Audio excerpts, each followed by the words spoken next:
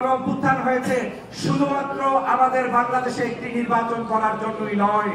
বাংলাদেশের 24-এর গণ অভ্যুত্থান হয়েছে বাংলাদেশের মাটি মানুষের সকল অধিকার প্রতিষ্ঠার জন্য। অতএব এই সরকারকে আমি অনুরোধ করব, আমরা একজন ভাগ্যবান নোবেল লরিয়েট ডক্টর মোহাম্মদ ইউনূসকে পেয়েছি। ডক্টর মোহাম্মদ ইউনূসকে অতি দ্রুত সম্ভব সকল সংস্কার করে যে সকল মানুষ শাহাদাত বরণ করেছে তাদের সেই পরিবারগুলোর প্রতি খেয়াল রেখে এবং যারা আহত হয়েছে তাদের চিকিৎসার ব্যবস্থা করে আমাদেরকে সংস্কারের মাধ্যমে নির্বাচনের পথে এগিয়ে যেতে হবে। বাংলাদেশের হয়ে যদি কাজ করতে পারেন, বাংলাদেশের মুসলমান, হিন্দু, বৌদ্ধ, খ্রিস্টান সকল ধর্মীয় মূল্যবোধের মানুষের পক্ষে যদি কাজ করতে পারেন, বাংলাদেশের স্বাধীনতা রক্ষায় যদি আপসহীন ভূমিকা পালন করতে পারেন, আজকের হয়তো ছোট্ট একটি চারা, কিন্তু একটি দিন আসবে যেদিন বাংলাদেশে আপনাদেরকে মানুষ খুঁজে খুঁজে গ্রহণ করে দেশ নেতৃত্বের জায়গায় পৌঁছে দেবে। অতএব আমাদের রাজনীতিতে একটি প্রচলিত বিধান রয়েছে যে আমরা মনে হয় রাজনীতিবিদরা অনেক সময় অনেক ক্ষেত্রে রাজনীতি করে শুধুমাত্র স্বার্থের জন্য কিংবা বিশেষ কোনো সুযোগ সন্ধানী গ্রহণ করার জন্য। আমি বিশ্বাস করব আজকের যে পার্টিটি গঠন হচ্ছে তারা নিতান্তই সেই ধরনের কোনো কার্যক্রমের সাথে সম্পৃক্ত তো হবেই না, বরং তারা এমন কিছু উপহার দিবে দেশ এবং জাতিকে যাতে রাজনীতিবিদদের নামে যে ট্যাগ লাগানো হয় সেই ট্যাগের রাজনীতি পরিবর্তন করে মানুষ যাতে রাজনীতিবিদ দেখলে শ্রদ্ধা করে, সম্মান করে, ভালোবাসে, সেরকম একটি আমি আজকের এই পার্টির শুভক্ষণে আমি ধন্যবাদ জানাই এবং কংগ্রাচুলেট করছি আজকের এই পার্টির যিনি সভাপতি বা আহ্বায়কের দায়িত্ব পালন করছেন, আহ্বায়ক বাংলাদেশ আম জনতা পার্টি এবং ফাতিমা তাসনিম সদস্য সচিব আজকের এই বাংলাদেশ আম জনতা পার্টি। আমার এই দুজন ব্যক্তির সম্পর্কে কম বেশি কিছু না কিছু ধারণা আছে। সদস্য সচিব যিনি হয়েছেন একজন সংগঠক, দক্ষ এবং বর্তমান সময়ের জনপ্রিয় একজন নেত্রী। ফাতেমা তাসনিমের সাথে অনেক টক শো হয়েছে, ব্যক্তিগত জায়গা থেকে আমি এখানে উপস্থিত হয়েছি। আপনাদের জন্য শুভকামনা। এবং আপনারা যার কথা জানেন যে রফিকুল আমিন সাহেব, তিনিও বাংলাদেশের একজন আলোচিত ব্যক্তিত্ব। আশা করি বিভিন্ন সমালোচনা যা কিছু থাকবে সবকিছু মরে দিয়ে ভালো কিছু জাতির সামনে তিনি উপহার দিয়ে আগামীর বাংলাদেশ বিনির্মাণে ভূমিকা পালন করবেন সেই প্রত্যাশা ব্যক্ত করছি। আমাদেরকে সকল ষড়যন্ত্র মোকাবেলা করে দেশ বিনির্মাণে এগিয়ে যেতে হবে। সর্বশেষ একটি কথা বলতে চাই, আমরা 24-এর যে অভ্যুত্থান হয়েছে, এই গণ অভ্যুত্থান হয়েছে শুধুমাত্র আমাদের বাংলাদেশে একটি নির্বাচন করার জন্যই নয়। বাংলাদেশের 24-এর গণ অভ্যুত্থান হয়েছে বাংলাদেশের মাটি মানুষের সকল অধিকার প্রতিষ্ঠার জন্য। অতএব এই সরকারকে আমি অনুরোধ করব, আমরা একজন ভাগ্যবান নোবেল লরিয়েট ডক্টর মোহাম্মদ ইউনূসকে পেয়েছি।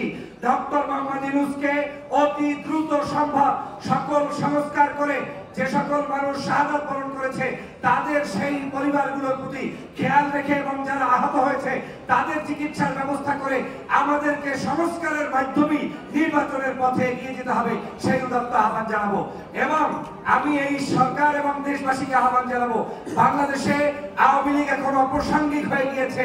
যারা আওয়ামী লীগের সাথে আঘাত করবে, আওয়ামী লীগের লোকদেরকে পুনর্বাসন করবে, সেই ধরনের জায়গা থেকে বাংলার মানুষকে বের হয়ে আসতে হবে। কারণ আওয়ামী লীগকে অপ্রাসঙ্গিক আমরা করিনি, আওয়ামী লীগ নেত্রী শেখ হাসিনা নিজে করে তারপরে পালিয়ে গিয়েছেন, ঠিক কিনা বলেন? যেই নেত্রী পালিয়ে গিয়েছে তার রাজনীতির বন্দোবস্ত কেমন হবে সেটা আপনার দলের আমার দলের কোন নেতার চিন্তার বিষয় নয়, বরং আপনার এবং আমার চিন্তার বিষয় হচ্ছে পালিয়ে যাওয়ার দলের কোন নেতা কর্মী যাতে বাংলাদেশের যারা খুনি, আমি ভালো মানুষদের কথা বলছি না, যারা খুন করেছে, হত্যা করেছে, নির্যাতন করেছে, তারা যাতে বাংলাদেশের কোন জায়গায় প্রশাসনে, কর্মপদ্ধতিতে, রাষ্ট্রের কোন চালিকা শক্তিতে, দলে কোন জায়গায় সুযোগ সন্ধানী হতে না পারে সে ব্যাপারে সজাগ দৃষ্টি রাখতে হবে।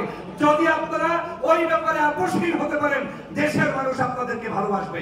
আরেকটি কথা সর্বশেষ বলতে চাই, আমাদের দেশে ঐক্যের পথ প্রশস্ত করতে হবে, ক্ষুদ্র মানসিকতা পরিহার করতে হবে, হীনমান্যতা বাদ দিতে হবে। অমুকে দল করছে আমার ভালো লাগে না, অমুকে মত করছে আমার ভালো লাগে না, অমুকের টকশো আমার ভালো লাগে না, এই মানসিকতা পরিহার করে যারাই দেশের জন্য লড়াই করবে, যারাই দেশের জন্য কথা বলবে, যারাই দেশের জন্য এগিয়ে আসবে, সবাইকে আপন ভাইয়ের মতো মনে করে কাছে টেনে নিয়ে দেশ গঠন করার এখনই সুযোগ এসেছে, সেই কাজটি আপনাদের করতে হবে। আর আরেকটি কথা বলে বক্তব্য শেষ করছি, সেটা হচ্ছে বাংলাদেশে যেহেতু আওয়ামী লীগ নেই, আছে বাংলাদেশে বাংলাদেশের বড় বড় দল বিএনপি আছে, জামাত ইসলাম আছে, চরমনাই ইসলামী আন্দোলন আছে, অন্যান্য বড় বড় পার্টি রয়েছে। সকল পার্টির মধ্যে আমরা যাকে ইচ্ছা তাকে ভোট দেব, তারপরে আগামীর বাংলাদেশ গঠন করব। সেই জায়গায় কোনো কুণ্ঠাবোধ করব না। সবাই মিলে সত্যিকার ন্যায়পরায়ণ আদর্শবাদী মানুষ নির্বাচিত করব। শুধুমাত্র মার্কা দেখি নির্বাচন নয়, মানুষ হিসাবে মানুষ চোর কিনা, মানুষ খারাপ কিনা, মানুষ সন্ত্রাসী কিনা, মানুষ ডাকাত কিনা, মানুষ খুনি কিনা, এই জিনিসগুলো বাছ বিচার করে আগামীর সম্পদ হবে, আগামীর সংসদ হবে দেশপ্রেমিক নাগরিকদের একটি সংসদ, এবং আগামীর দেশ হবে নায়ক নায়িকা, শিল্পী, সাহিত্যিক, কবি, সাংবাদিক, আলেম ওলামা, পীর মাশায়েখ, কারি, হাফেজ, মুয়াজ্জিন সকলের সম্মিলিত একটি সোনার বাংলাদেশ, যেখানে কৃষক, শ্রমিক, হিন্দু, মুসলিম, বৌদ্ধ, খ্রিস্টান ঐক্যবদ্ধভাবে সোনার বাংলাদেশ গঠন করব। কারা কারা রাজি আছেন একটু হাত তুলে দেখিয়ে দিন। আমরা ইনশাআল্লাহ সেরকম সোনার বাংলাদেশের প্রত্যয় ব্যক্ত করে আজকের এই নতুন দলের প্রতি শুভকামনা ব্যক্ত করে আমাকে যে সম্মান দিয়েছেন সেজন্য আপনাদের প্রতি আমার পক্ষ থেকে শুভকামনা জানিয়ে আমি, আমার পরিবার, আমার সহধর্মিণী ডক্টর কাজী আফিফা হক, আমার সন্তান জিয়াউল হক, মাহা এবং রাহার পক্ষ থেকে আপনাদের সবার প্রতি শুভকামনা জানিয়ে বিদায় নিচ্ছি। আল্লাহ হাফেজ। আসসালামু আলাইকুম ওয়া রাহমাতুল্লাহ। বাংলাদেশ জিন্দাবাদ। চাষাদের বুকেদের